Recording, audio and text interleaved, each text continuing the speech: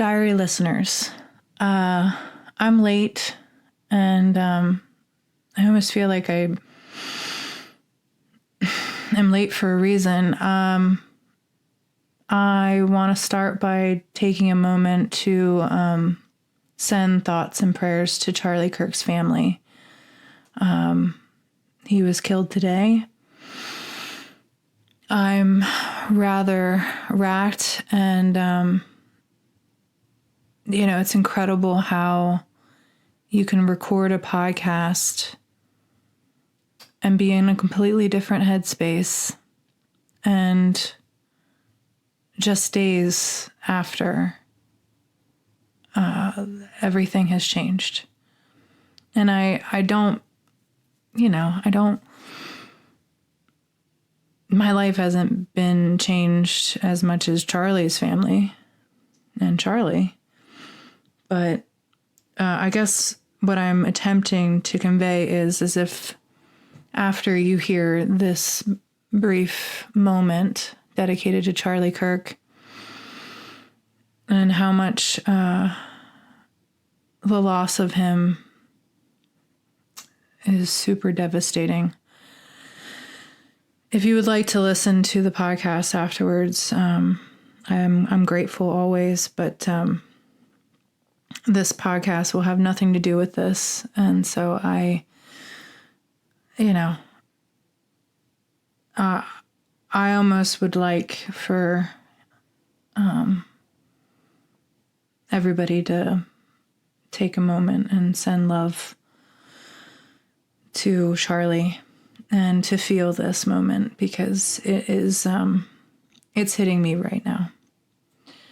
So without further ado, I'll let you into the podcast. I believe I settled on painfully blessed, though there could have been a lot of titles for this podcast.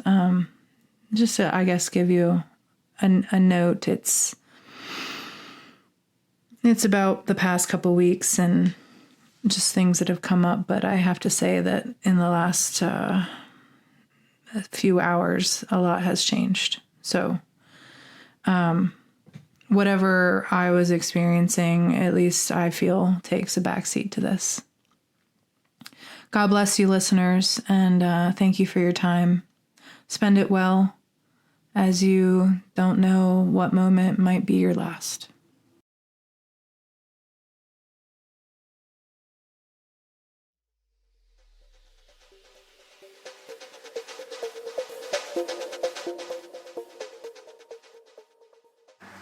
I don't know if you guys are going to hear a lot of outside noise, probably. It'd be nice if it was something more organic and fun than Ricerstown Road, but that's what's outside my window, and it's so nice right now.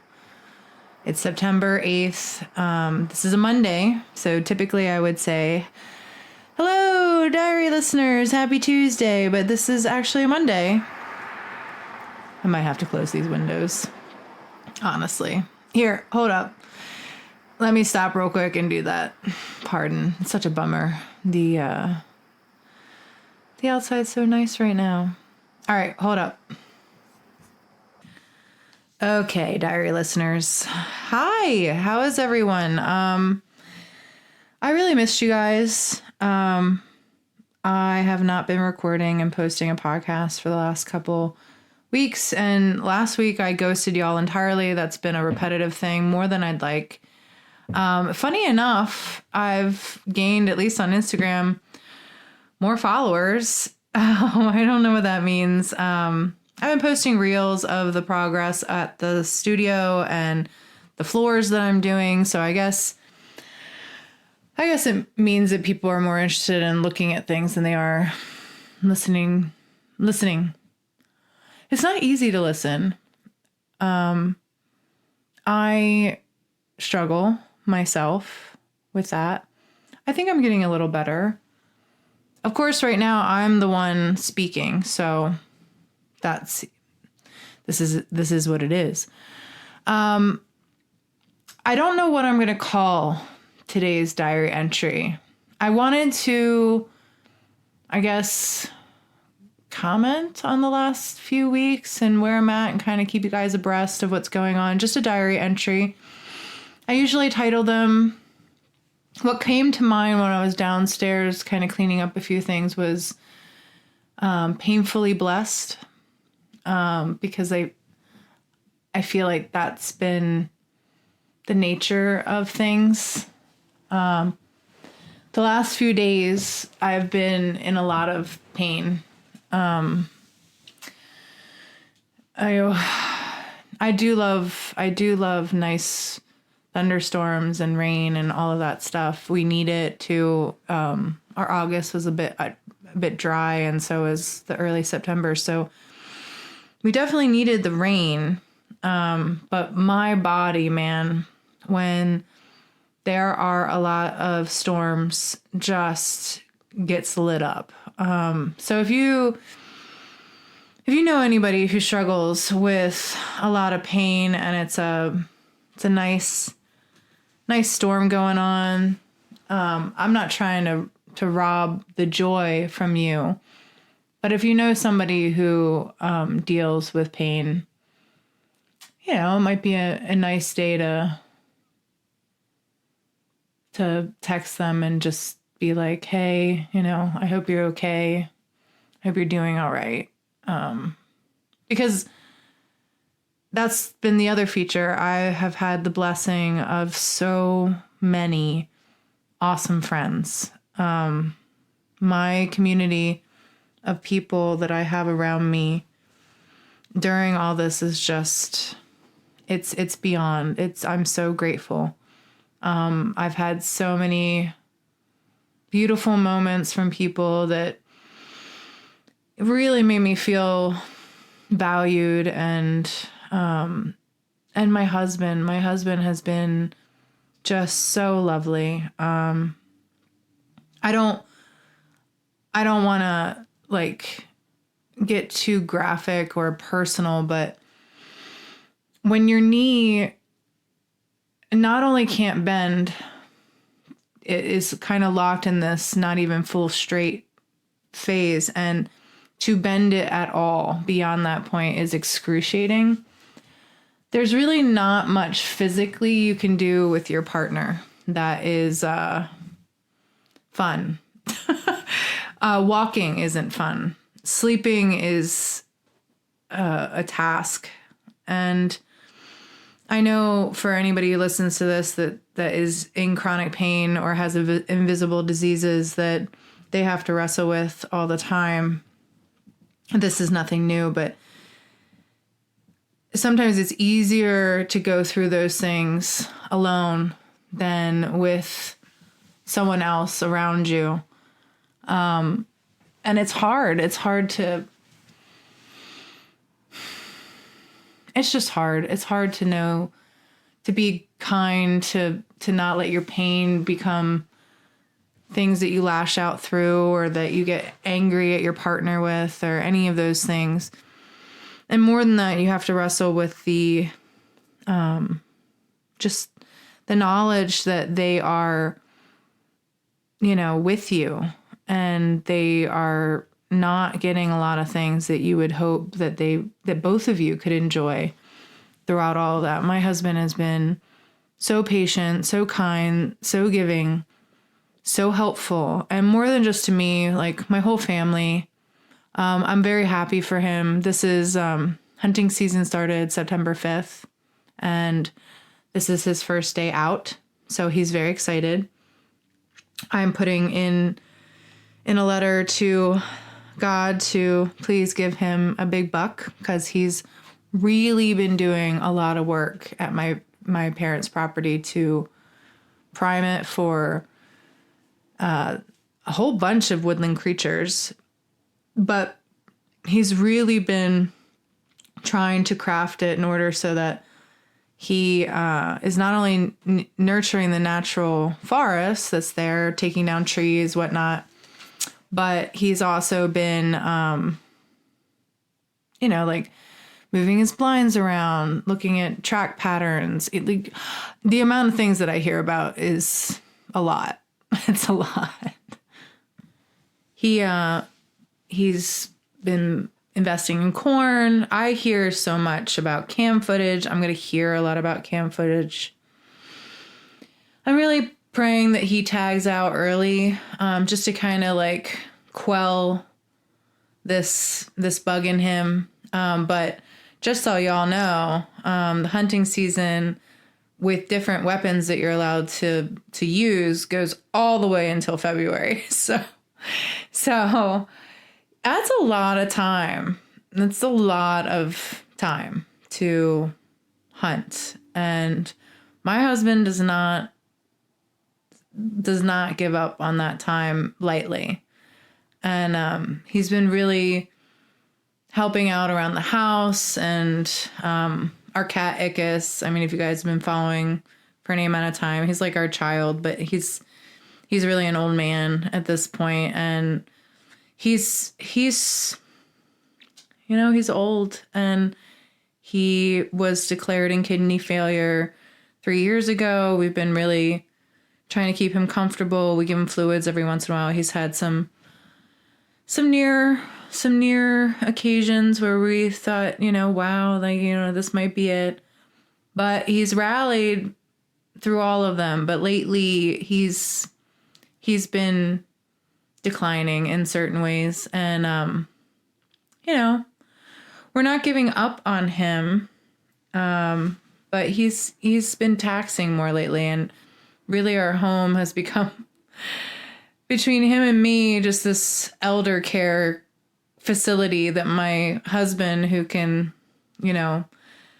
regularly lifts 500 pounds and reps like 300 and all this stuff, he's got to deal with all these geriatrics around him. And our other cat is the oldest out of all of them. She's 19. So, but she's great. She's easy. All she requires is clothing to lay on. That's her thing. I think she prefers them to be a little dirty too. Like, 'cause she's really digging laying on dirty clothes lately. I don't know. Rico thinks it's his smell. I don't know. But I guess I wanted to highlight some ways that I have really felt God in my life lately. Just some things popping off that I thought were really good. Let's see. Blessings. Well, I thought it was interesting, just something that comes to mind right away. My father-in-law's birthday was yesterday. His name's Michele. We call him Mike. So happy birthday again to Michele.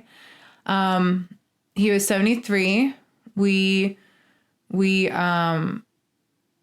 celebrated at his house. They put on such a lovely dinner for him and everyone, and it was really beautiful.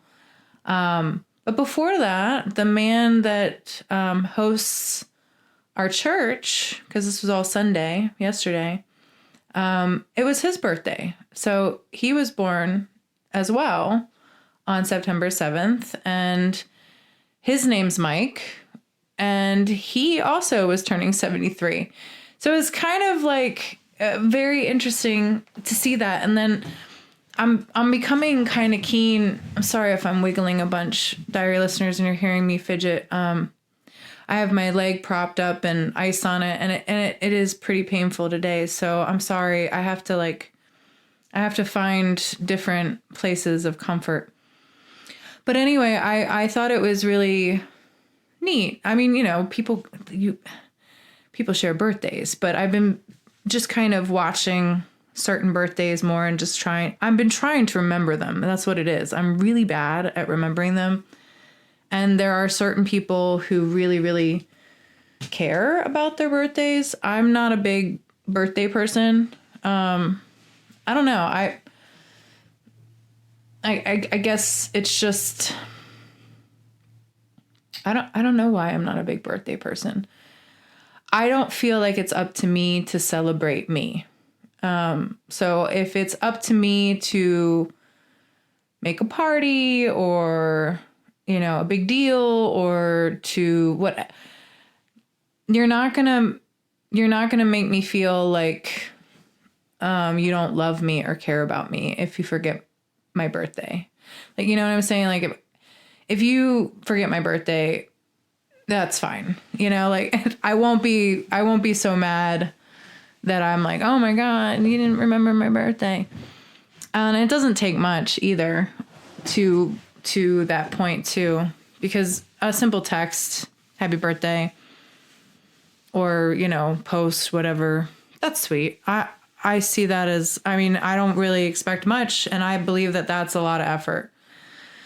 So, I thought it was funny that two Mikes were born on the same day, same age, and I got to see and celebrate both of them on their birthdays, and it just, both are very important figures in my life right now. So grateful to both of them for different reasons. I don't know where my church would be if not for Mike Peruka, and I don't know, you know, I have nothing but gratitude to offer to my father-in-law, Michele, for his son, my lovely husband. I would not have what I have today if not for either of them. So big shout out to both the Mikes and anybody else who was born on September 7th. It seems to garner quite a crowd of awesome humans. So there's that. I guess the thing that I can dip into that seemed to be a big theme over the past couple weeks, actually, and I'm going to leave names and stuff out of this. I'm just going to paint like a really wide lens view of the whole picture. But I know that in our world today, there's a lot of different struggles, and you know, you have arguments over race, politics, faith, all these things. And within each of these categories, you have, you know, side arguments and stuff. And it's even a matter of arguments, especially, I guess, in being a Christ follower. Lots of topics come up, lots of things. But one of them that has been prevalent through the past couple of weeks has been this idea of headship. Now, if anybody doesn't know what headship is, it's the concept that who leads, basically, who is asked to lead and whose role it is to perform these tasks. And in traditional churches and faiths, leadership always goes to male figures. It's not to say that females don't have supporting roles or that we aren't important. It's just that we are not the church leaders. And it's biblical in so much as that, like, you know, when you read the Bible, you realize what God has intended for his creation. And it's not really about, though you're totally, you know, you were given free will and a mind. It's not really to argue, though you can. It's to wonder about and strive for, I think, when it's talking about what God expects of us. And, you know, a lot of people take the position of, I don't care, any God that wants me to be, that's not my God. And very bratty. And I've been there. Like I've never really said that, but I've had a very stubborn, childish attitude. So I can say that. Never directly, I think, scorned or kind of thumbed my nose at God that I can pull from memory. Maybe somebody has some, I've definitely spoke blasphemy. I didn't think it was blasphemy at the time. I was just being honest. It's kind of like Bill Maher. He says a lot of stuff like that. Like he thinks the 10 Commandments are stupid. It's that kind of like, instead of just, weighing what you don't know. There's all these assumptions and stuff. Anyway, headship. So I've noticed some things in our church that is a struggle. It's always going to be a struggle because we live in a fallen world, and males and females from the beginning have kind of had this generational curse on us. To me, it makes perfect sense when you put it to the creation story in Genesis. All of this, you can see so much of it being valid between men and women. And I would even say, beyond you thinking that that's the truth of the matter, that even just the parable that it paints is so true. So touching on the truth of what the male and female condition is and our interactions with each other, that it's hard to scoff at it for me. You can scoff at a lot of points, I guess, that just don't make sense to you. But if you take in the all the little facets and what would be the best word, the psychological implications, the story, really, the theme of the story, if you accept as you would a fable, and I've had people say, I don't want your fairy tales, I'm not living in a fantasy, I'm living in real life. And first of all, fairy tales that I know of are pretty brutal. They're not squishy. There's a lot of death and despair and evil and good versus each other, and like that's and they have a greater point, and they're meant to teach. And so anybody to me that disregards the power of story, and that is a very bratty, uneducated human, because that's how a lot of people learn, and how they learn moral foundation. And you can scoff at that too, but you would have to be a person that has the courage of the conviction to follow that to its end, which basically is that you're a nihilist and you don't think anything matters, which if you follow that to its end would mean that you don't matter. But none of them actually feel that way. Of course, their life matters, so none of them, I mean, I guess some of them take themselves out, but I don't think they even believe that anything matters, because, I think that they're in a lot of pain psychologically and otherwise, and in a very dark place that is, just so consuming.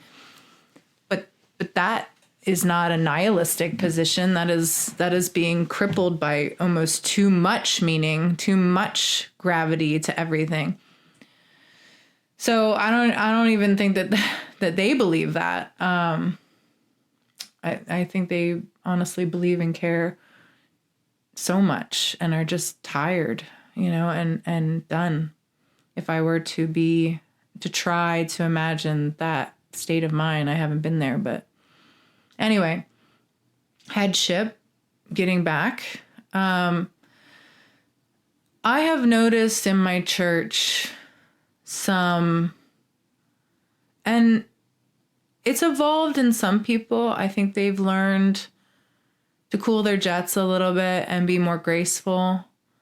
But then there's been, other moments where I have experienced certain membership, and this is always the case, folks. Like, so many people get run off to building a relationship with God because of other parishioners, or they don't get along with the people, or the people put a sour taste in their mouth, and they just kind of cachet the whole thing. And they're like, oh, if that's what it produces, I don't want to be around them. And look, I get the whole, you'll know a tree by its fruit, kind of argument of that, I suppose. But within the entire Bible, it gives you views of people who were in the Bible that were very flawed. And sometimes, you know, the word of God was very much so corrupted, or, you know, people try to make justifications for certain things or excuses for themselves, you know. That happens all the time. So we are flawed. We are fallen. We have limits. And God knows that. So, you know, like, but you shouldn't give up on building a relationship with God based on certain people. And I do understand that that's harder when those people are family, or they're really close to you, and you've just had this thumped over your head forever, and it just, you can't, you know, it's just too dehumanizing and abusive and heavy-handed. So I do recognize that when I've never had that in my family. So I guess none of this really, I mean, I've had other heavy-handedness, don't get me wrong, but never in regards to my faith. And even if I have, I don't know, I don't know. I just don't, I know that what you feel from God is so visceral and so much a private thing, so much something that you feel that nobody else can understand really that way. And it's so nuanced to the person that I've always known that. I've always felt that. It's become more fortified as I've, you know, grown in my connection and in my study and in my practice and in my care and deep-rooted appreciation and recognition and all of that. But I never let anybody tell me how to believe. And one of my clients said it recently. He was like, you know, if it's unverifiable, then you're going to be arguing for forever, because everybody's talking about their beliefs, and, you know, you're always entitled to believe what you want to believe. But, you know, there are certain ways that you can and cannot act. And so this idea of headship is really a big thing, because we exist in a society right now where men and women, I see, are very much so kind of struggling for like power. And I say it as a question because I think it's rather absurd. And I see so much warring, and it's very upsetting. And it kind of, it's the same kind of upset that I feel for any strife that I feel like has been so unbelievably abused, the argument, and used as kind of propaganda and emotional fodder to elicit such intense responses. And we keep doing it to each other, like all of us. I mean, whether it's, like I said, whether it's politics, whether it's race, whether it's sexes, whether it's any argument, it's just so sad to me that we as people keep doing the same things over and over and over again. And I wish, I remember long ago when I, was young and full of hope and everything. It's not that I don't have hope. I have a lot of hope. I have to in order to get through this pain. But I remember thinking that we were better than this. I used to think that, but I don't think we are anymore. Like I really think that human beings, it's not that I think that we're evil. We're both capable of great beauty and good. And we are also capable of horrendous evil and atrocities. And it exists within every human heart, no matter the race, the nationality, the sex, everything. So, trying to push for power and control is just so sad. It's so unbelievably heartbreaking to me. And it's even sadder when like the more people think that they're okay and you know what integrity is and what somebody should look at their life and kind of reflect and how it holds value. And when all of their life is just full of superficial nonsense and they think they're doing great, and they're so awesome. It's very, very sad. Very sad. I mean, some of the conversations that I've been having lately, I have wondered about the people that I'm having them with because they're rather contentious and sometimes they go well. We always try to keep it cordial. And polite. I try to keep it kind. I'm assertive and I'm correctional, but I never try to be nasty and belittling and name calling because at that point I don't really have an argument. I'm just being a dick. And ultimately I'd like to reconnect, like that's to me what an artist and what a creative, and especially if you hope to communicate and grow in your communication skills, that's what you should want to do. You should want to bring people together and heal some wounds and broaden people's understanding and perspective. Perspective is huge. So headship.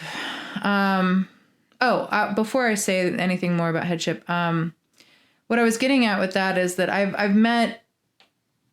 I've been talking to people about certain things, and it's really when I'm I guess trying my hardest to say things in a way that can be heard. I am still not getting through, and sometimes I just blatantly get ignored. Even though there's been a nice back and forth, sometimes I really frame things very pointedly. And so when I'm having a back and forth with somebody like that and they just stop talking, or one thing that comes up a lot is the dialectic, like what words I choose or what flags me in what camp or not. And like, and there's this trigger reactive quality to it that they just can't hear beyond. Like it's just so repugnant, the word choice, that it just derails the entire thing that I'm saying. I have never been this way, by the way, guys. Like, is there a word that you could say to me that gets me on the... Yes. If you were to call me, having known me, unhinged or psycho or anything that kind of confronts my sanity while I'm trying to communicate to you and you're just not listening and you're calling me crazy, that will definitely up the ante for me. So I just gave you the fuel to the fire if, while I'm talking about what I'm talking about, if you would like to bring out the crazy in me personally, it's a good tactic. Now, granted, if you're a rando on the internet, it's not going to work because you don't know me well enough. You can say it, but I'm just going to be like, okay, moving on. So I'm trying to figure out whether or not some of these people are brainwashed and just so, I don't know, just so stuck in that innocence maybe of like what I was, where I felt like we're all better than this, that they just have such unbelievable care and hope for human beings, and they are willing to forgive so much that is bad because of this shining beacon of hope that they have for humanity. And I love humanity. Like, I am a humanitarian, but I also love like groundhogs, for example. They're cute, they're fat, they're furry, they will wreck your foundation. So I recently told a friend of mine, do not keep feeding that groundhog that you keep posting about, because 1, you're going to be seen as a food source. 2, they can get rabies. And now that they've recognized you as a food source, they're going to keep coming around, and they might come around with rabies. 3, they will murder your home. They will murder the foundation of your home. Do not bring that animal around. It isn't because I hate the animal. I just know what that animal is capable of. I am weighing all points of that. They're adorable. They're just basically big rodents. I mean, I love rodents. I think they're so cute. I love listening to them eat. They're like my favorite ASMR like treat is listening to small rodents eat. I love it. That's my jam. But pragmatically, not something you want around a building that you would like to maintain. It's very bad. So, when it comes to human beings, I'm the same way, like, I'm not going to give us more credit than we deserve. And I'm going to look soberly now at things. It doesn't mean that I don't have an acknowledgement of miracles or that I don't have a sense of romance or anything.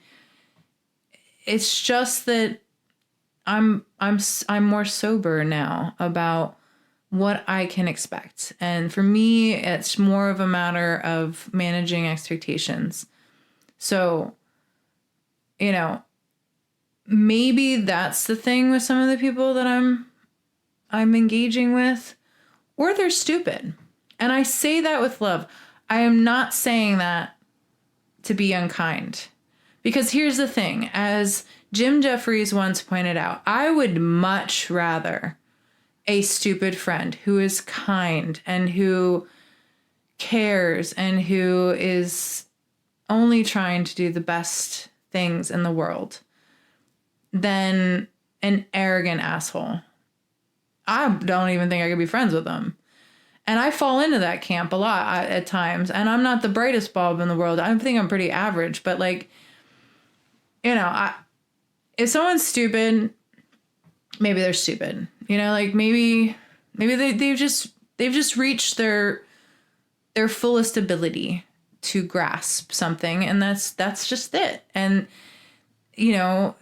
people with a certain capacity like that are very easily captured by a lot of nonsense, and they are very susceptible to emotional marketing and being pricked in certain ways and running away with something and creating whole dramas and et cetera, et cetera, et cetera. So getting back to headship, a lovely man from my church, who I don't see every time at church because his family lives further away. But he's wonderful. We're good friends on Facebook. And he had posted a Dostoevsky reflection that basically said that modern women don't want peace.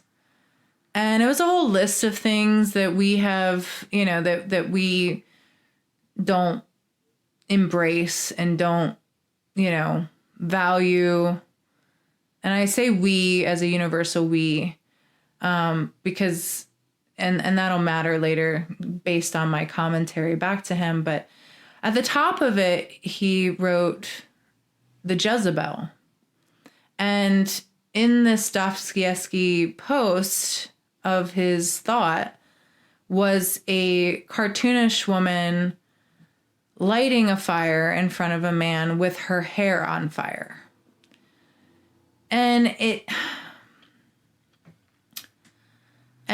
I've actually heard from some of the female parts of my parish, and they have had conflicts with some of the men in our parish. And, by our creation, we will struggle, men and women.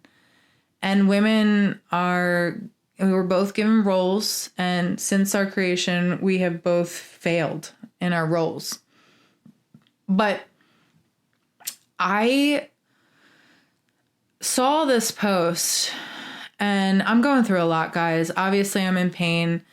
I'm going through perimenopause. It's a thing. I have to get my hormone panel done. I have it all set up. I'm going to be doing all that, because I gotta handle it, because it's a lot. I'm a woman. I guess one could argue I'm a modern woman, and so I gotta address this post, because this is a lovely man, and I know he's a lovely man, and I understand where he's coming from biblically and otherwise in posting this, but I needed him to understand how unbelievably inflammatory this was, with no real pun to the fact that this was a illustration of a woman with her hair on fire setting fires. But guys, we know you want to lead. We know you do. I hope you understand how much we would like you, honestly, to lead if you did so well. We would love that. A lot of women I have observed have found that. My brother is that. He is an excellent lead to his family, and he has a very strong wife. Very fierce and intense, but my brother is a really good man and a very good lead, and he provides so well for his family, and he has 3 kids, and both of them bust their butts together, and they're high school sweethearts. They came together very young, and so it is possible, ladies. And I'm not going to say that my sister-in-law doesn't get frustrated with my brother. Of course she does. That's the nature of the beast. But what I said to this man, and in reflection of all that I have been taking in, is that, and it has been just a theme throughout the week, that I feel like it's necessary to let you guys at least know my understanding of it and what I guess I have put out into the world, and now I'm putting out again, just so that other people get to hear it from my own lips, is that there is no peace, men. Dostoevsky was a man, so he was giving an earnest perspective, and so was the parishioner that I'm speaking about, lovely man. But they're men. And you cannot know the experience that you're speaking about unless you have some real understanding of it.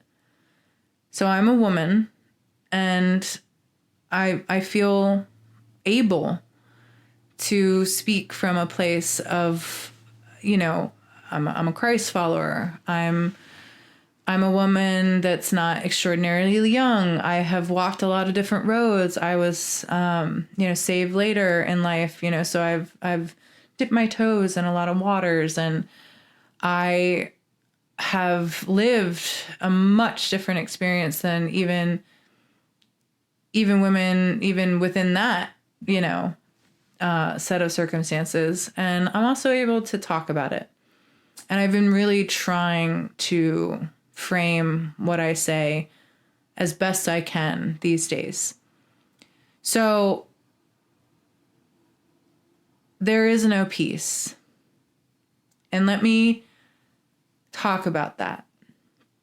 And the women, I hope, that will listen to this will shake their heads and be yes, yes, yes, exactly. And I'm hoping that this will give you an ability to speak to your partners soberly and translate as best you can what you're going through, because I know how crazy it feels, my friends, my fellow ladies. I know, it's all there.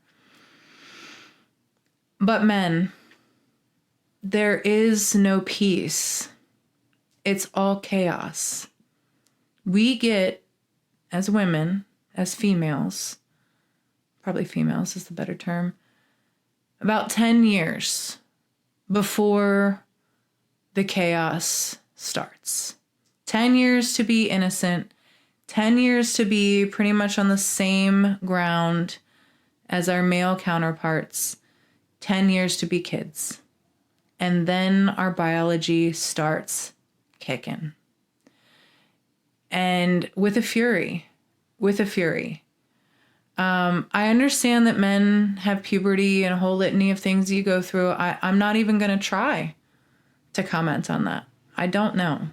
It seems like a lot in itself. So I can't understand. What I can say is that being a female is a constant juggle. You are constantly prisoner to your body to some extent.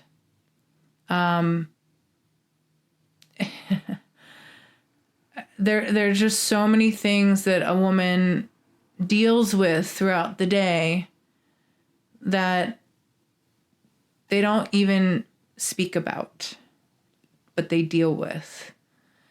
And, some realms, some jobs, some areas, you can't even speak about them. You can't even acknowledge them. You just have to push through. And, I told him, this is a married man with 2 daughters, at varying ages, but both are teenagers. And so they're older. And so he's not novice to the ways of women. He's a girl dad. So he understands. But I told him, I was like, I don't know if you've fully taken in the aisle at the grocery store that is only meant for 1 week out of the month for us, and how enormous that is.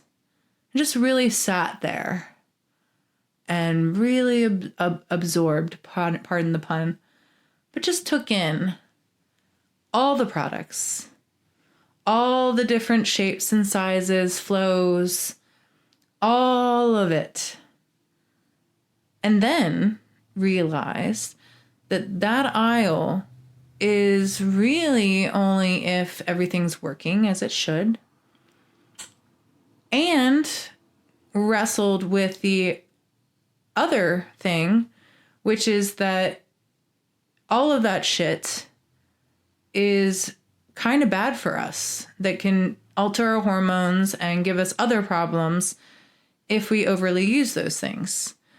And then weighed the alternatives like moon cups, and then what having a silicone cup inside of you catching blood, sorry to be graphic, feels like all day. And then taking a cup full of blood out of yourself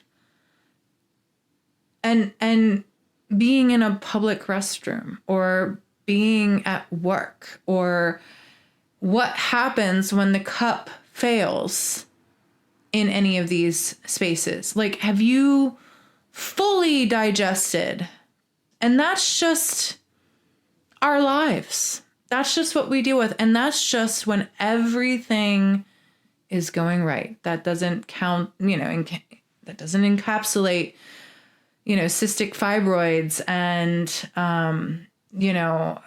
just the cacophony of different ways that our biology runs roughshod on us. Urinary tract infections. It's the gauntlet of things that our body, bras, boobs, breast cancer, all of these things. And look, can men get certain things? Sure. They can get breast cancer. They can, what can happen to us can happen to them. I'm not trying to say that men are not taxed, that men don't have things that they have to worry about. But what I am trying to tell men is that our base biology is a fucking juggle. Day in, day out, all the time, and it never stops. Never stops. You might have I'd say for me, from age 30 to 35, I had a little bit of a wee, but that was just my biology. That was just a setting. But I will say at 33, my knee business started. So I've been wrestling with something that I'm prisoner to outside of my just femaleness, on top of that. So in truth, I had maybe 3 years to really go wee. And this brought on a conversation that really led to headship. And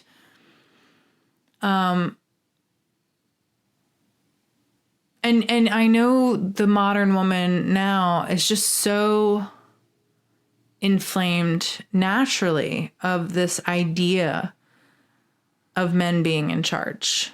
I am not, actually. My perspective is that I just need a good leader. I think all of this comes down to having horrific leadership, both men and women at this point, because we have both men and women. Yes, we haven't had a female president yet, but we have had female kings, or, female queens rather, and heads of state and politicians and all of these things, top girl bosses and all of this. It's not like women haven't been given a lot of opportunities to lead, and still will. It's just that I think that this race to be we need a women-based society, or we need this, we need to get rid of the patriarchy. It's silly to me. It's very silly to me. I would love a good lead. I do really well with a good lead. I am actually a much better suited first mate, second in command, VP person. That is 100% my realm, supporting role right here. And I have a strong personality. So what that means is that whoever is leading me has to be just as strong, if not stronger. And so what the conversation was, and what I wanted him to understand, is Dostoevsky has no right to make, not right. He has every right. He can do whatever he wants, but he's wrong. He doesn't have what he needs as a perspective to make that kind of declaration, I feel. He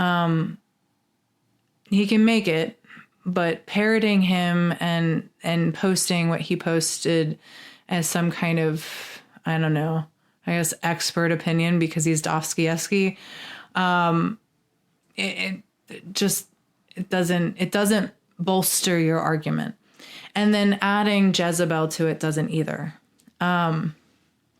It just doesn't. we, just so everyone knows, we did lovingly understand each other by the end. So I want everybody to know that this isn't a contentious recanting. I just felt like I needed to share this with you guys because it has been something that's very thematic and something that, while I've been lame, I've noticed, and I've even wrestled with my own husband at times because, you know, during all of this, I'm having to wait for months for medical care. And on top of the pain that I feel now, I also have all these other hormonal things going on, and I have a strong personality and I demand a strong lead, and it gets off the rails. So I know how crazy we can get. I know how crazy we are. And I wouldn't even say it's crazy, but it is crazy. Like if you are a lady who can just step back for a second and just analyze yourself in that moment, remove it from all the feelings, which I know is incredibly hard to do. But if you just step outside of it, and I think a lot of times what women do is they communicate and they feel something and they think they're communicating the feelings, but what they say is so vastly different than what they actually mean. And what they say is so unbelievably inflammatory to a man and belittling and neutering that it will just cause a huge drama. But men do it too. And it's by calling us crazy or Jezebels or, you know, not wanting peace or any of that. So what I clarified was that we crave peace, actually. We crave it. There is no peace. We are constantly juggling chaos. Everything about what we are is chaos. But that's what a good man, I think, hopes to take on, is that chaos and calm the storm. Like, the storm's there. We didn't really create it. It's just there. We're kind of prisoner to it in many ways. We can weather it in many ways, and we do. But sometimes we're just in a storm, and sometimes we just need someone to take something off our plate. Someone to handle something that it's too much for us right now. We're too stuck in the chaos to be able to think beyond it, feel beyond it, be anything beyond it. And when I see things that men do that I know are super inflammatory, I have to call it out. So, gentlemen, we crave peace. We crave it. Don't tell us we're crazy. It probably isn't wise unless your wife is very, very, very, very chill and knowledgeable and able to step back and really have some stoicism about her to acknowledge and speak about her hormones. Probably not a good idea. I mean, it's kind of like the whole, like, you're on your period thing. Don't say that. I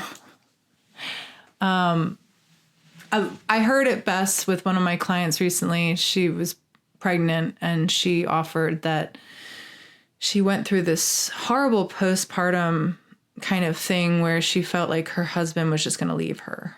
And she didn't know why. She knew it was just all of what was happening to her just in that moment, crashing in on her. And she knew it was illogical. She knew it wasn't right, but it was just what she felt. She just felt it so potently. And I love what she told me her husband said. He said, with all due respect, that's not happening. And that's not gonna happen. And, you know, I'm here. It was something to that extent. But, like, he basically was like, you know, I'm here. That's not happening. You know, I know you believe it's happening, but it's not. I know you're feeling this way, but none of that is actually going on. And I'm right here. So, man, if I can offer you a way to kind of give your female peace, that's a good way. That's a really good thing to do. And I know it sucks when you have to like stand in so much chaos and not be able to fix it. But you can't fix it, guys. You can't. You can help it. And there can be a peace amongst the sexes if you do help it. But pointing at it and calling it names doesn't help anything. It doesn't do anything. It basically abandons your partner to the chaos and basically puts them in a box and sits them in a corner and leaves them alone to deal with it themselves. And that will make a woman crazier. That will make a woman not feel supported, not feel heard, not understood. And when a woman doesn't feel that way, she is then abandoned and will deal with the chaos on her own. And let me tell you, without our counterparts, without the other half of the dynamic, shit is gonna get crazy. And it can get really crazy with women. We will burn it to the ground crazy. Like, no fear, no care, no nothing. It's what we're already existing in. So we say, fuck it hard. Hard, gentlemen. Don't tempt us. Okay. So what my husband typically does is he's got a natural sense. He has more understanding of my biological movements than I do. I mean, I almost feel like he can smell it coming. I don't know. But he knows. And he buys me chocolate. And he doesn't ask me to do a lot. And he just lets me be.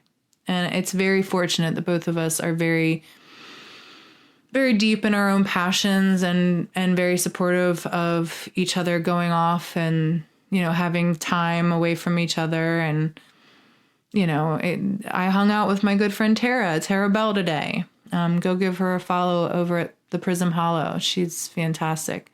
But I had a great, like, just very carefree hangout session. We got Mexican and margaritas, and it was a great day. And my husband went hunting, and those were our days. It's both of our days off, and Rico was supposed to join us, but I didn't check with him, and it was hunting season, so that's fine. He missed out on a lot, in my opinion, but I might miss out a lot in terms of what he's about. I don't know. Being in a blind gives him a lot of peace, and, you know, hunting he loves, so that's his thing. He dreams about hunting. So, you know, like, we're very mindful of each other. And I think another practice that I could recommend is one of gratitude. And before I really say what I'm about to say about that, the thing that the man who posted about Dostoevsky said, and it was very earnest and very sweet, and I understand him deeply because I've felt it towards my husband, even being a woman. I'm the older in our relationship. I'm 5 years older than Rico. So, and also I'm, you know, females are so much better at communication, just in general, using our words. So in certain ways, I'm better at managing these things than he is. Despite all the chaos and crazy, I'm just better at that. But I have felt this, and what this parishioner admitted was that sometimes he gets really frustrated with his wife because she won't just trust him. And he gets exhausted by the need to break down every little aspect of the thinking before he gets compliance. And he wishes that she would just trust him more and comply and lean into doing whatever he has to do and that they have to do together and just let him lead. And then we had an analogy that went between us where I said to him, and I painted a much different scenario. We're heading towards an iceberg. We're in the Titanic or whatever boat, but there's an iceberg ahead and you're the first mate and you're running to the captain. You're calling attention to the iceberg. We're heading straight for it. And your captain kind of laughs you off, kind of treats you as if you don't know what you're talking about. And more than that is like, if we hit it, it's fine. We're in an unsinkable ship. It's not a problem. We can take a little hit. Relax, simmer down there. And go back to do your job. Do your job. This is my job. You act as though I can't see the iceberg. I'm the captain. That's the analogy I painted.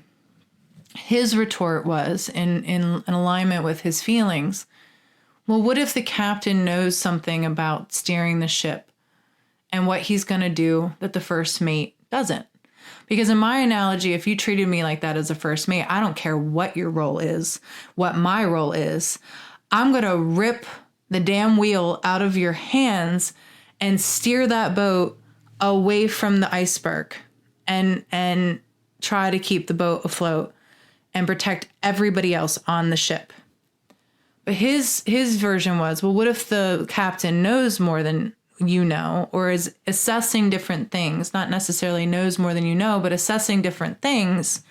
And if you rip the wheel out of his hands, you might cause more danger to the situation. And he was acknowledging everything that you were saying, but he wasn't going to communicate every single part of it to you in his actions in order to save the boat. He was just going to lead and be the captain. Well,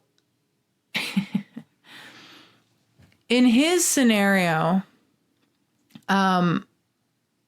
he paints a much different picture. Because in his scenario, there's a weighing of what the first mate says, an acknowledgement. And I've watched these movies. I watched these things. I've watched, crews of people work together. And I have worked with crews before. And like I said, I'm a very good VP, second in command, first mate, supporting role person. I'm fine with a strong lead. I will trust a strong lead. But a strong lead values, acknowledges, and responds to their crew in a very particular way. And trust is one of those things that you continually nurture, men. You cannot get exhausted by it. And you cannot take it personally either. And that is what I told him. Because apart from our biology that is just complete chaos, that is so hard for us to de-escalate from, we are constantly in a state of some sort of wrestle with our own biology and just dealing with that. And having to soberly talk to you and manage that and work beyond that. Beyond all that, what was I going to say? See, this is what perimenopause does. You blank in mid-sentence. It's just like, it's gone. It's so stupid. What was I saying? Case in point, guys, beyond all that,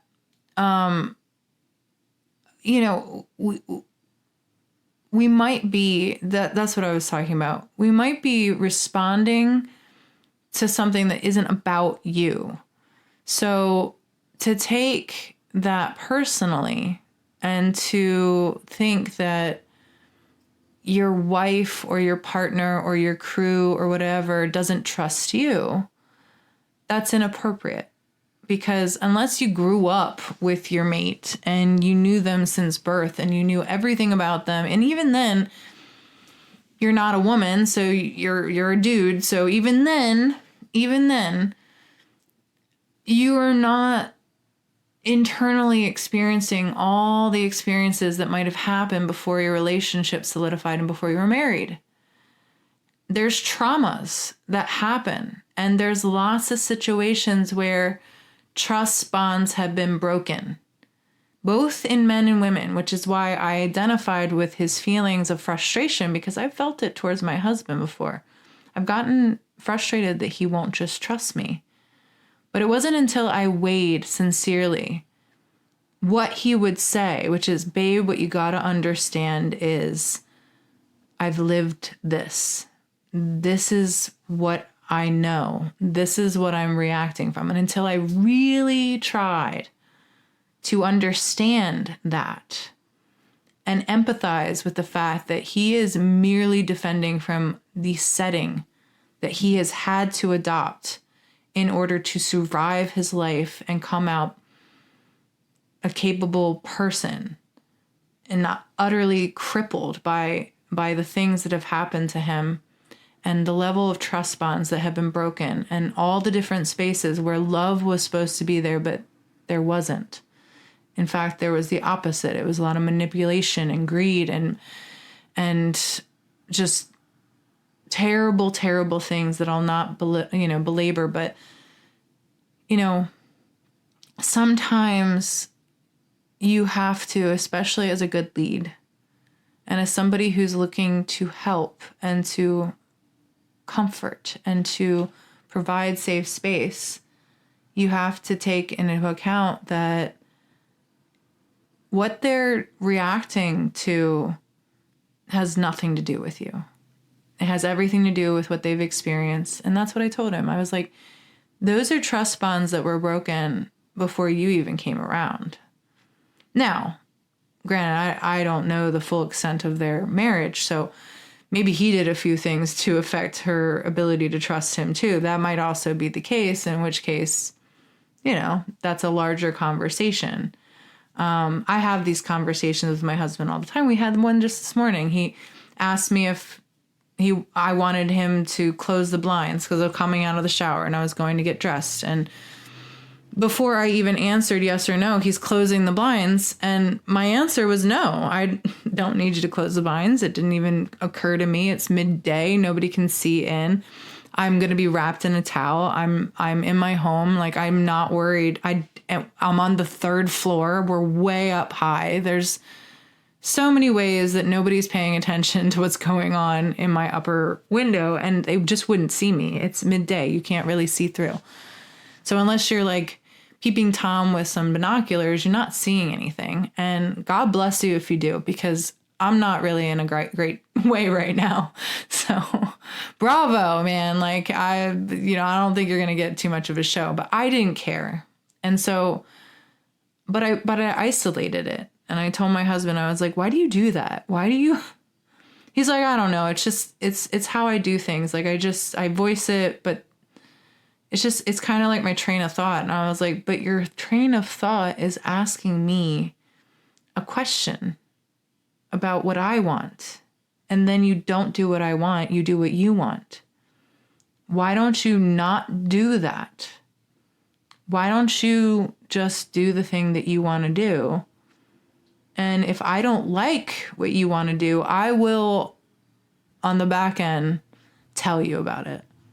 But don't ask me what I want, and then just before I even have the chance to give you an answer, or worse, give you an answer and then you railroad and do whatever the fuck you want on top of that. Sorry for the cursing, but it's frustrating.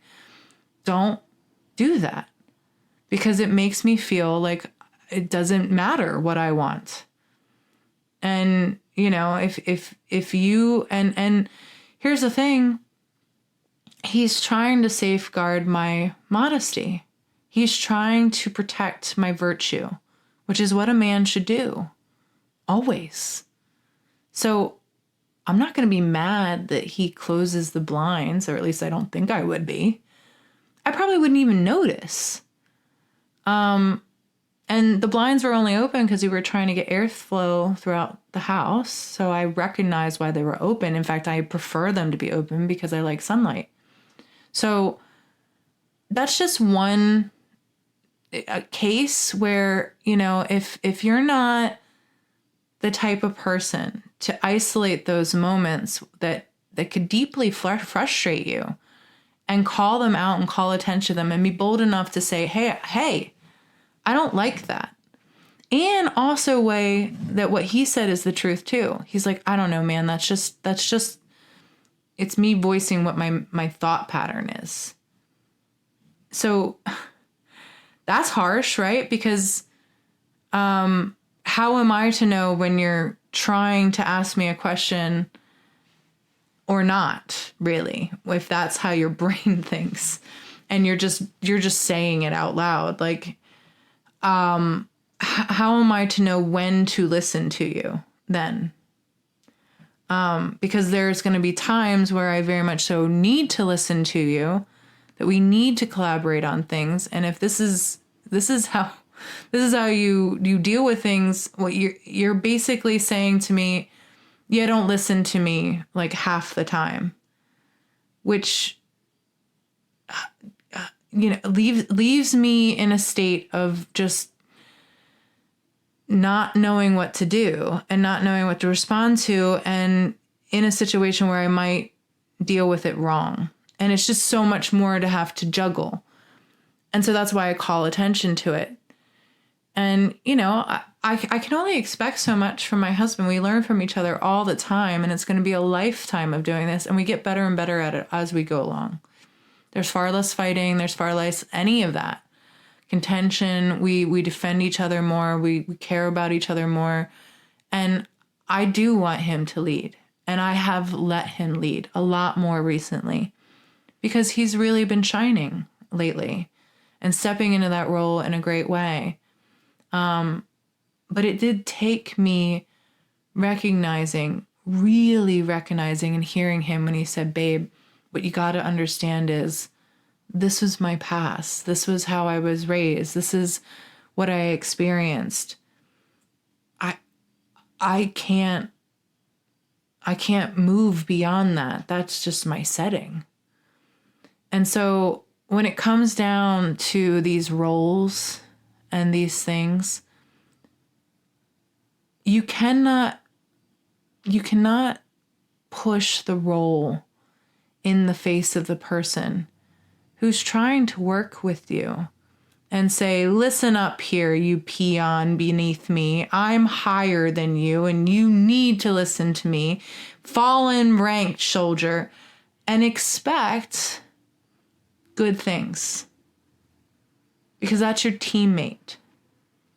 That's a part of your team. The chain of command will be respected if respect is given all the way around. Good leaders know to value their pack, their team, their crew. Good leaders do not belittle, laugh at, call names, bring up their headship and their leadership and all these things that they want or that they get frustrated in and tell you to settle down. Don't worry. Which is funny because Rico is keen on saying, just relax. And he's doing it to be a turd. In fact, I find him very funny, but he can piss you off so bad. I said at church and in fellowship this past Sunday, while we were celebrating, I was talking to my pastor's daughter. And I don't know how it really came up, but I just said I was crazy. And she was like, yeah, but you're crazy in the best way. And I was like, well, I don't know about that. I know I'm crazy, so that's helpful. It's better to be a crazy person who knows they're crazy. And then it got on my husband, and they were like, well, I'm sure he's crazy too, but in his own ways. I'm like, actually, my husband's very not crazy, really. He's actually very grounded and a very good man. I will say that he can make you more crazy because he kind of loves pushing buttons, and he is very comfortable with crazy to the point where he is not. He's ready for whatever escalation might happen, so he does not de-escalate. He just keeps poking until it's very clear that it's not good anymore and we're not having fun anymore. And then he's like, oh my God, I was joking. He just doesn't recognize when it's not funny anymore. He's having fun, but it's not fun for anyone else. And he's very capable of doing that. But it comes from a very grounded, settled, logical, good place that is, I think, very sane, exceedingly sane. So, but he knows now that like a big thing you don't do is tell somebody not to worry or to relax or any of these other things that he likes to say as a dismissive, passing by kind of lack of acknowledgement thing. And he does it less now, but when he does do it, it's more because he's making fun. And we all know that he's making fun. And I'm aware. But a lot of my friends are not aware. And I know a lot of my friends they would not be able to handle this. Which is why he's my guy. He's my perfect person. But yeah, don't tell people who are worried to not be worried. It doesn't work. It just makes it worse. And I know it's a lot, but what I told this parishioner was, you can never grow tired of gaining people's trust. Never. Sometimes you are, and it's important to voice when you're not capable, when you're tired, when you're exasperated, when you're weighed down, when you're feeling a little crazy or whatever, and just allow, especially a woman, because we have such amazing abilities to nurture and to understand, allow us to feel where you're at a little bit and meet you there, because we're really good at that. And, just let us know your threshold, but don't take that as an opportunity to cut us off, belittle, name call, and say things like, I'm supposed to be the leader. Don't. It's not good. Will not produce the right things. I should really call this episode Just Relax. Just to be funny. I might.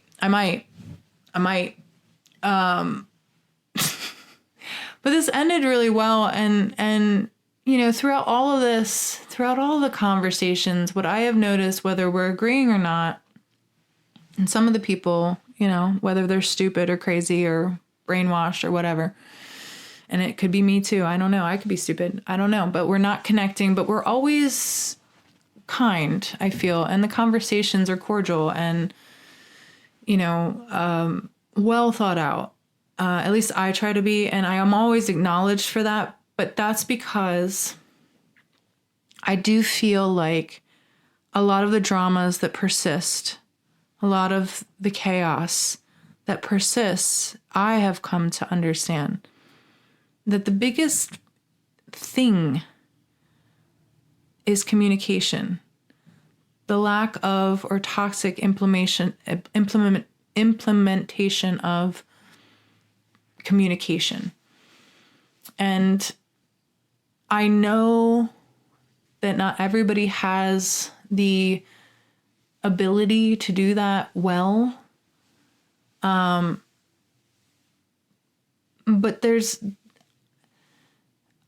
get better at it and make it a point to get better at it, folks.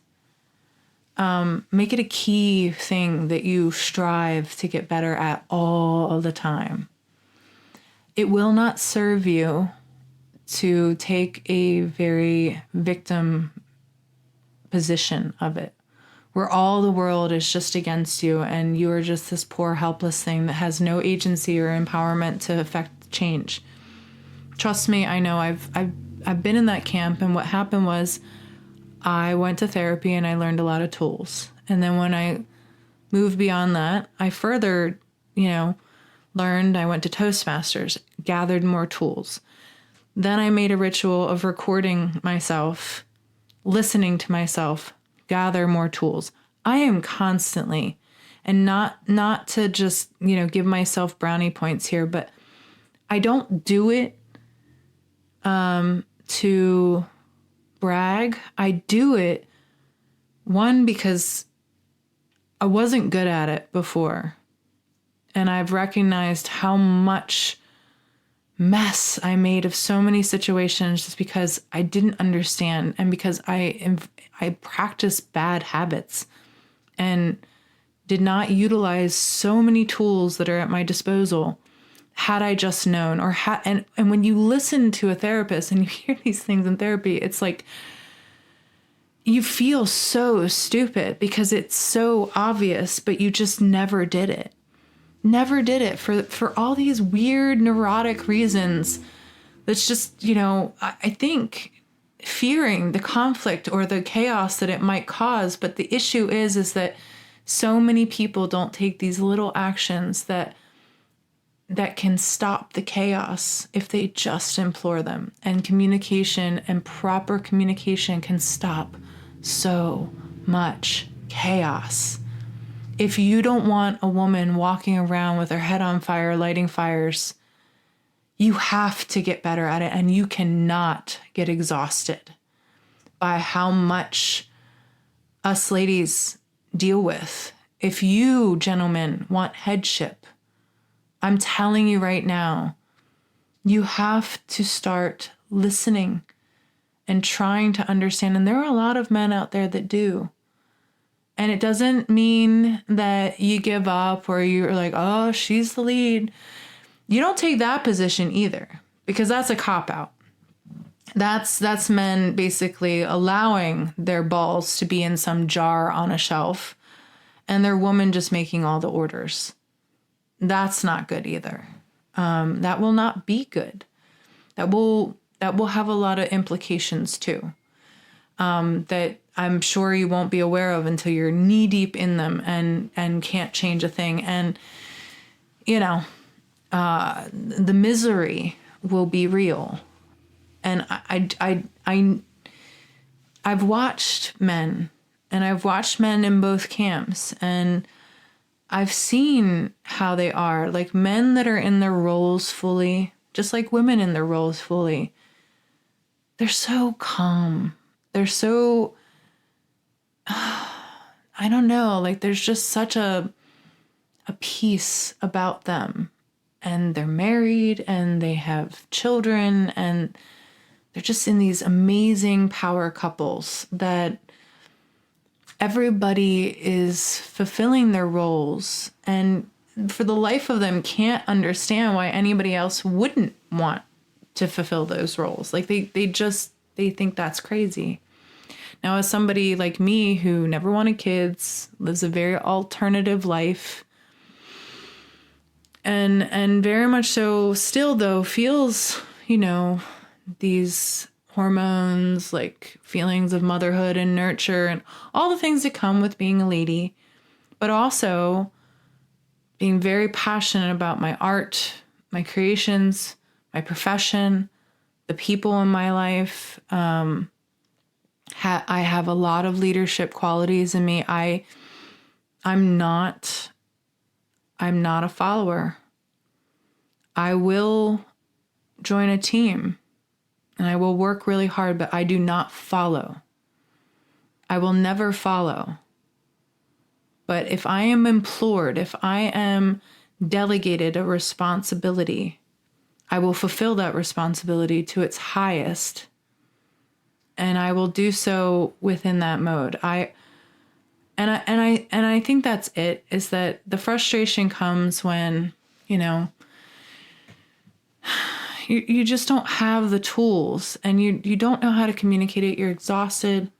I've been there. Recently, I vented online about it, and it was great, honestly. It wasn't good because, the internet's not a good place to vent to, but it turned out really good in the end. Very, very, I like to be a fool and then gather insights to my foolishness and kind of do these little beta tests about like what happened. But anyway, I what was I saying? Again, it happened again. Anyway, communication is huge, and you cannot exhaust yourself of taking the time to bring somebody into what we're doing. And so it can't be a struggle of who's in what role and why. The thing that you need to keep in your mind's eye, at least as far as I'm concerned, is what do I want ultimately? Why do I love this person? Why am I here and why am I dealing with this? What will maintain the connection? What will break it? And what is the goal? And there's many goals within goals. And there's many little, conflicts, I don't know, challenges might be the better dialectic term to use. It's less inflammatory and less, charged. But what will help that, Try to breathe and calm yourself to the point where you can do it. And if you can't do that, then you have to state that you can't. You can't do it. And let the people in your life make the difference up. And like I said, painfully blessed has been the mode lately, because I've had to allow people to help me lately. I've had to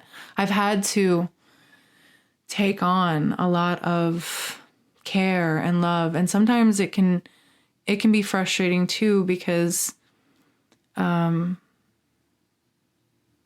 can't understand. And I'm thinking about certain friends of mine who are far worse off than me. Forgive me, guys, but a lot of you allow me to really breathe through the pain that I'm going through and realize that it could be a lot worse. And you are definitely wrestling with a lot worse than me. And I'm sorry that I see that, and that's what helps me.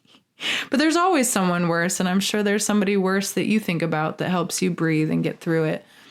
But anyway, I feel incredibly blessed within all of those things, and it helps stop the chaos. And what I was thinking about just a second ago was like, a lot of them would be like, I would never give this to my worst enemy. That's what they always say, is like, because the frustration is that people just don't understand. They really don't. They say they want to. They are kind and loving and everything, but they just don't understand. And so, having to communicate and just re-explain over and over and over again what you're going through. It's like not where you want to stay. Like, as a person going through pain and understanding this now, it's just not what you want your everyday to be like. I mean, it's great when you can forget about it, and it's awesome to be around people who will let you forget about it and who will laugh with you about normal things and will invoke joy and gets you to the point where, like, you might be in pain still, but it's not the thing that you're on. You're allowed to park it for a second. And those things really help. And I don't think people are aware of that. And I have to say, and this is where I'm laughing because, you know, the friends are like, I would never give this to you as a thing that you have to bear. You know, like I wouldn't wish this on my worst enemy. I gotta say, I'm not that charitable. I definitely would wish this on my worst enemy. I 100%. I would wish worse on my worst enemy.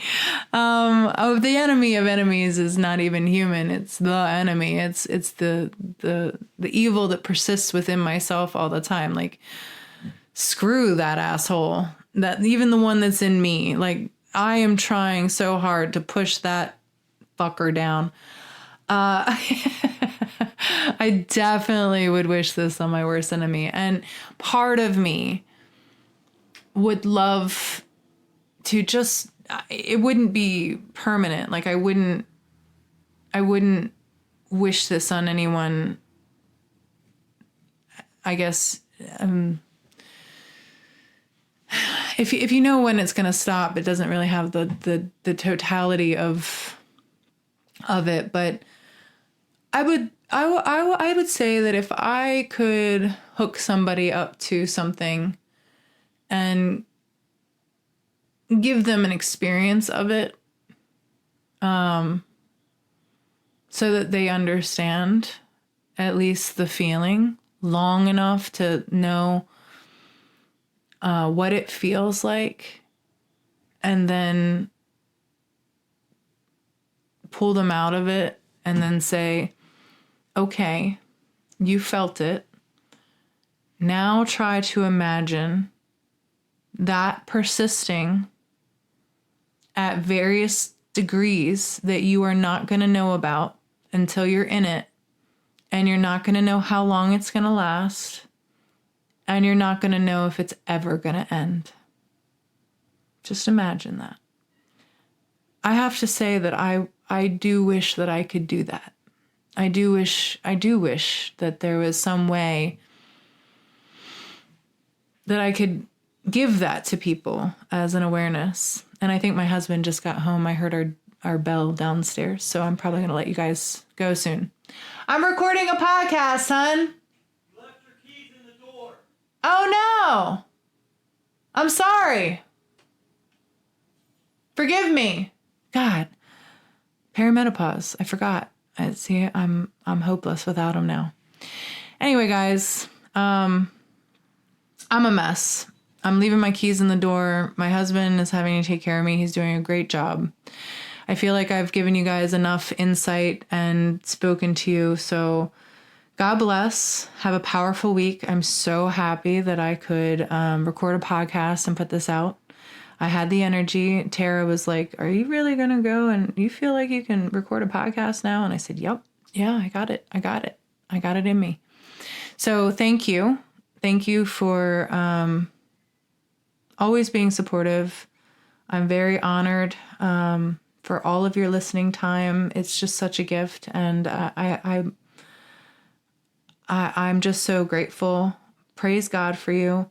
On gratitude, I thank my husband for every single thing that he does, however big or small. I didn't get back to that, but that attitude of gratitude, the more that you can thank someone, and it, even in the monotonous things, even the little things, every little thing, say thank you.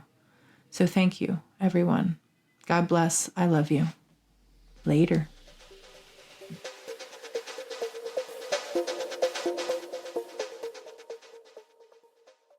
Thank you for listening, listeners. As I close on the importance of gratitude.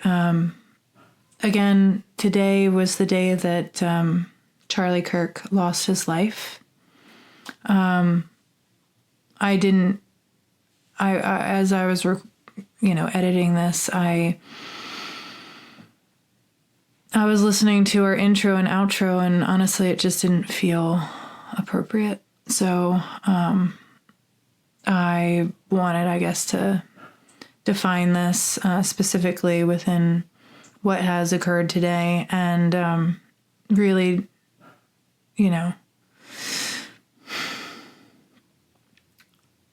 guess signify this with a highlight of him, and leave you all with at least my regards and my gratitude for Charlie Kirk. Thank you for trying to,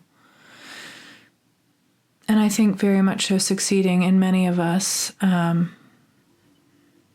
the idea that you should speak truth, that you should get outside of your echo chamber and keep hunting truth, and be unabashed when it comes to truth. And, I want to thank Charlie for always illustrating the necessity of civil debate. You might not have agreed with the man, I understand. However,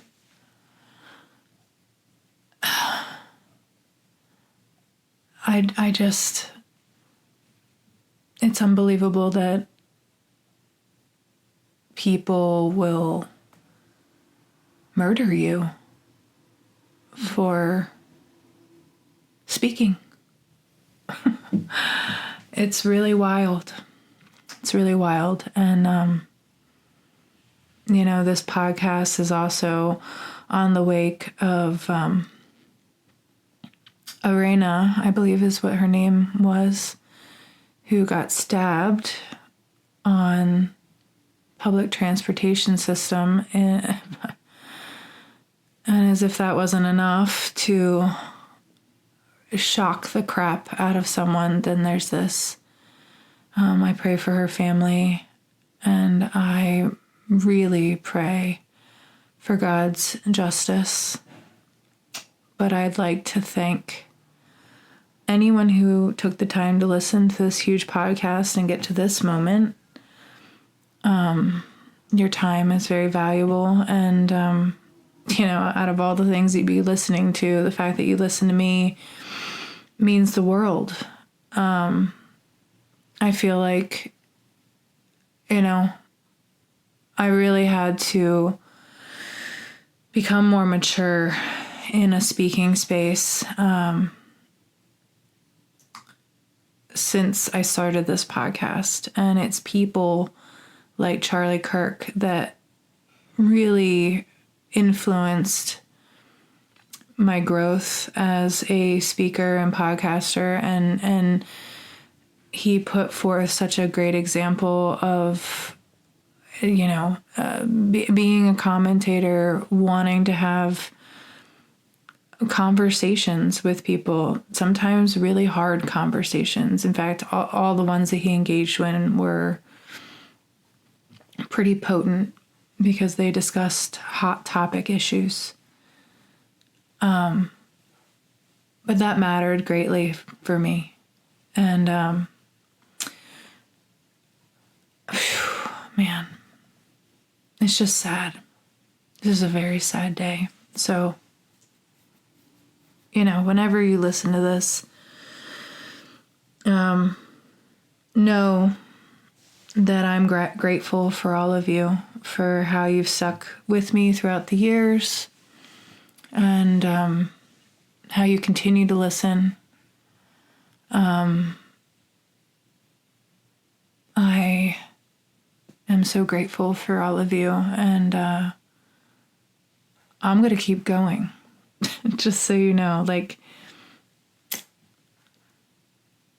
I think people wonder why, with such immense attack and charge energy why someone like Charlie would keep doing what he did.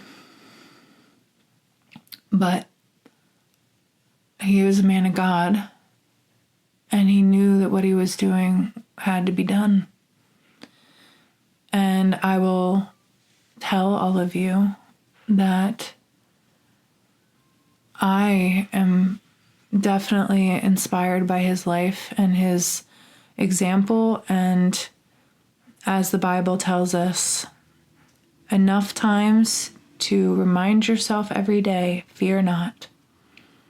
Because Charlie's with our Lord right now.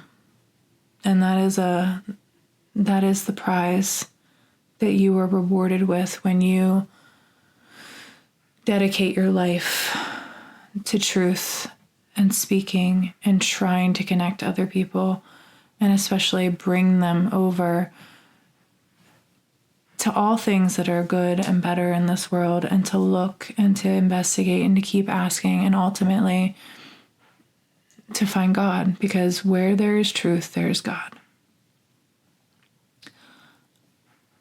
I've spoken too much and for too long. Thank you for holding on to this point. Charlie Kirk, thank you. Thank you for everything you did, man. I'm so grateful. And I know your death will not go unrecognized. And I know it, and I hope that it will inspire people to wake up and start engaging more in the kind of things that you did and set as an example. And I hope that more people will take the position of not being afraid, because they can take our lives, man, but they can't take what matters most. God bless you all. God bless you all.